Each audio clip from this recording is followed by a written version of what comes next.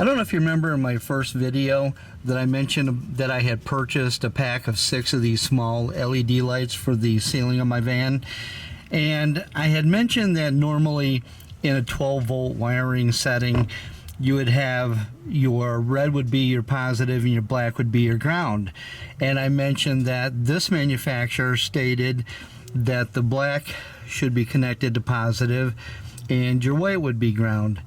Well, I received a comment from someone who said white is positive, red is positive, black is always ground. And he stated that he hopes that I get shocked. It's like, is that what this world is coming to? And just to set the record straight in case this person is watching, this is what the manufacturer states in the directions: black wire to positive, white wire to negative.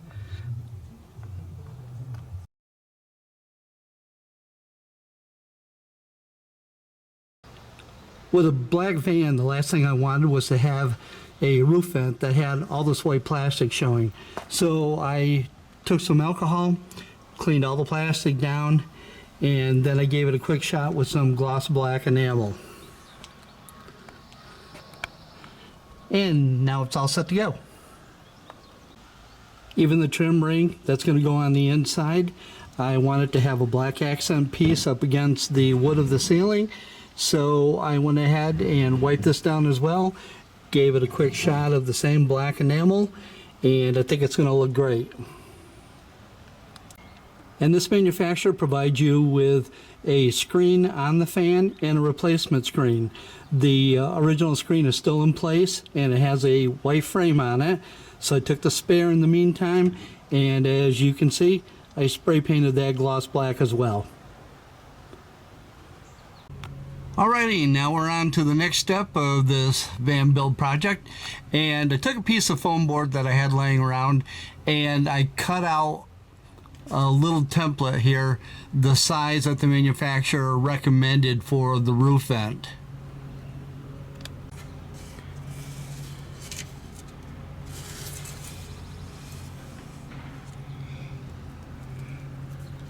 And now I'm just taking a silver marker and tracing the outline of the template. I can't use obviously a black marker because it's not going to show up on this van, so I'm using a gray Sharpie. I'm just going to take some last minute measurements here because the manufacturer recommends that if this is a new installation, to make the cutout area just slightly larger than the 14-inch by 14-inch dimension that pretty much everybody else has.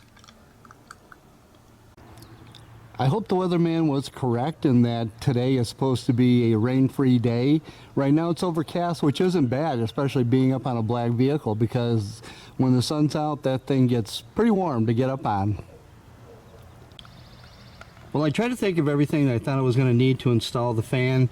I've got the template that's marked on the inside, and what I'll do is I'll drill holes in all 4 corners so that when I get up on the roof, I can kind of set this in place, mark out my lines, and then what I'll do is drill a hole and then cut it. I've got masking tape set out here so that I can take up with me, and I'll lay a couple rows of that down so that the base of my saber saw doesn't scratch up the surface of the van.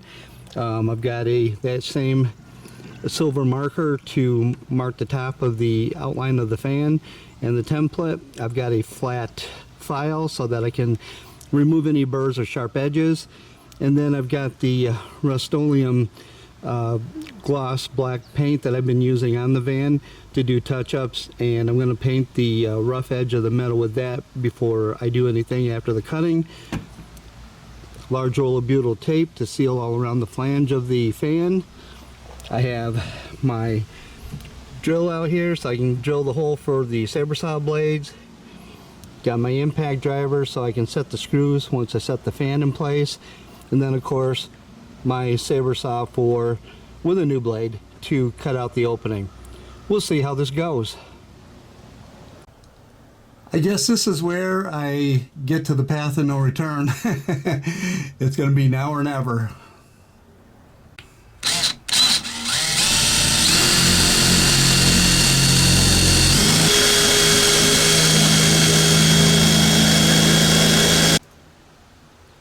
4 holes are drilled in the corners of where my template mark was.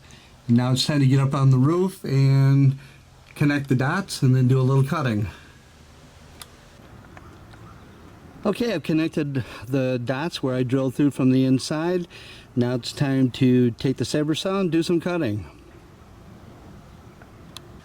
I always try to be really prepared for everything that I do, especially when I'm going to cut a big hole in the roof of my van. And I bought this jigsaw last year, and I hadn't had a chance to use it. I knew that I had a lot of wood cutting and metal cutting blades. There was one issue. When I got up on the roof, I went to insert the blade into the hole that I drilled, and the blade kept falling out. I'm wondering, what in the heck am I doing? Well, like a dummy, maybe I should have opened up the instructions and checked, because this was the blade that I was using. Well, the same style of blade. And you can see that this has a straight shank on the end of the blade. And this is the type that it needs to be, this T-shank.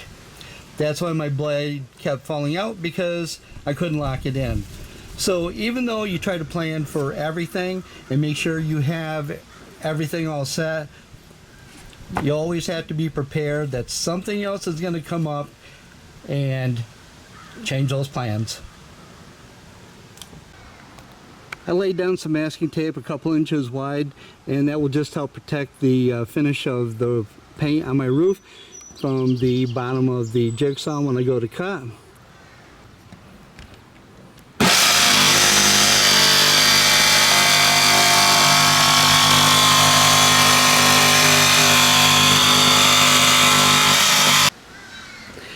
And now I can take a file and try to clean up these edges a little bit.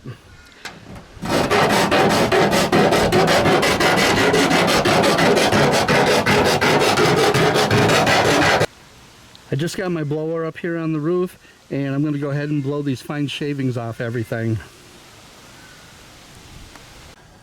Now that everything's been filed down, I'm going to take this Rust-Oleum paint and I'm going to paint the edge of the raw metal. And I'm going to spray some of the top edge as well, just to take a little extra precaution. It's all going to be hidden anyway. Well, here's the remote control that comes with the fan. It's got all the basic controls, and as you can see, it's got quite a bit of information just on the screen itself. I think it's got just as much as what you'd see on some of the more expensive fans, and so far no issues, works great. Well, another project completed and in the books, and on to the next. I want to give a big shout out to all the new subscribers. Wow, it's been amazing. And thank you everyone for your comments. I try to respond to everyone that I see or that I get notified from YouTube on, and it just helps the channel to grow, especially with that YouTube algorithm when you leave a comment or if you give a thumbs up. So I really appreciate it. And if you like this video, please give a big thumbs up. And even better yet, if you're not a subscriber, maybe consider subscribing. I still have a bit more to do on the van, and then I can maybe go out and take some adventures. Thanks for watching.